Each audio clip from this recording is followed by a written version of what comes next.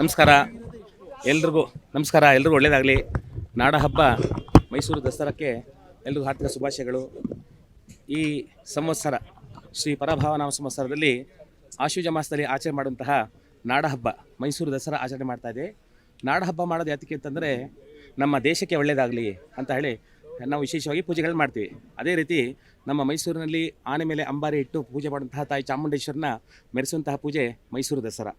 ವಿಶೇಷವಾಗಿ ನಾವು ಏನೇನು ಶುಭ ಕಾರ್ಯ ಮಾಡಬೇಕಾದ್ರೆ ಮೊದಲು ಗಣಪತಿಯನ್ನು ಪ್ರಾರ್ಥನೆ ಮಾಡ್ತೀವಿ. ಹಾಗೆ ಪ್ರತ್ಯಕ್ಷ ಗಣಪತಿ ಆಗಿರುವಂತಹ ಆನೆಗಳನ್ನೇ ಮೈಸೂರಿಗೆ ನಾವು ಕರ್ಕೊಂಡ್ಬರ್ತಾ ಇದ್ದೀವಿ.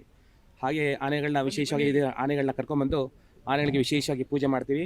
ಆನೆಗಳನ್ನ ಪೂರ್ವ ದಿಕ್ಕಿಗೆ ನಿಲ್ಲಿಸಿ ಮೊದಲು ನಮ್ಮ ಮನೆಗೆ ಬಂದವರಿಗೆ ಕಾಲಿಗೆ ನೀರು ಕೊಡ್ತೀವಿ. ಹಾಗೆ ಆನೆಗಳನ್ನ ಕಾಲುಗಳೆಲ್ಲ ತೊಳೆದು ಆನೆಗಳಿಗೆ ಗಂಗಾ ತೀರ್ಥನ ಪ್ರೋಕ್ಷಣೆ ಮಾಡಿ, ಹಾಗೆ ಆನೆಗಳಿಗೆ ಕಾಲಕ್ಕೆ ಅರಿಶಿಣ, ಕುಂಕುಮ, ಅಕ್ಷತೆ, ವಿಭೂತಿ, ಭಸ್ಮ ಪೂಜೆ ಮಾಡಿ ನಾನಾ ವಿಧವಂಥ ಪತ್ರಗಳು, ಬಿಲ್ವಪತ್ರೆ, ಗಂಧಪತ್ರೆ, ಕಾಡಿದಂತಹ ಬೆಳೆದಂತಹ ಪತ್ರೆಗಳು ಅದನ್ನೆಲ್ಲ ಕಿತ್ಕೊಂಡು ವಿಶೇಷವಾಗಿ ಪತ್ರೆ ಪೂಜೆ ಮಾಡ್ತೀವಿ. ಗಣಪತಿ ಅರ್ಚನೆ ಮಾಡ್ತೀವಿ. ಹಾಗೆ ಗಣಪತಿಗೆ ಇಷ್ಟವಾದಂತಹ ಅಂದರೆ ತಿಂಡಿಗಳು, ಮಹಾ ನೈವೇದ್ಯ ಇಡಬೇಕು. ಆನೆ ಹೊಟ್ಟೆ ತುಂಬಿಸಕ್ಕಂತೂ ಆಗೋದಿಲ್ಲ, ನಮ್ಮ ಮನಸ್ಸಿಗೆ ತೃಪ್ತಿ ಆಗಬೇಕು. ಹಾಗೆ ನಾನಾ ಥರವಾದ ಒಂದು 21 ಥರ ತಿಂಡಿಗಳನ್ನ ಇಟ್ಟು ಪೂಜೆ ಮಾಡಿ ಆನೆಗಳಿಗೆ ತಿನ್ನಿಸ್ತೀವಿ. ಎಲ್ಲ ಥರ ಹಣ್ಣುಗಳನ್ನ ಇಟ್ಟು ವಿಶೇಷವಾಗಿ ಪೂಜೆ ಮಾಡಿ ಆನೆಗಳಿಗೆ ದೃಷ್ಟಿ ತೆಗೆದು ನಿಂಬೆಹಣ್ಣನ್ನ ತುಳಸಿ ತಾಯಿ ಚಾಮುಂಡೇಶ್ವರನ ಪ್ರಾರ್ಥನೆ ಮಾಡಿ, ವನದೇವತನ ಪ್ರಾರ್ಥನೆ ಮಾಡಿ ಇಲ್ಲಿಂದ ಕಳಿಸ್ಕೊಡ್ತೀವಿ.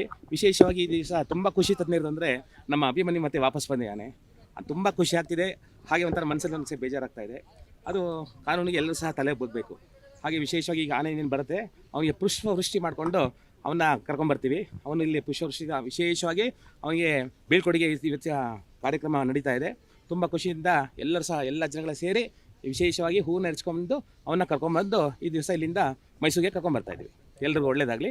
ನಂದು ಇದು 29ನೇ ವರ್ಷ ದಸರಾ ಮಾಡ್ತಾಯಿದ್ವಿ. ಎಲ್ರಿಗೂ ಒಳ್ಳೆಯದಾಗಲಿ. ಇವತ್ತು ತುಲಾ ಲಗ್ನದಲ್ಲಿ 10 ಗಂಟೆ 5 ನಿಮಿಷದಿಂದ ಶುರು ಆಗುತ್ತೆ ಪೂಜೆ.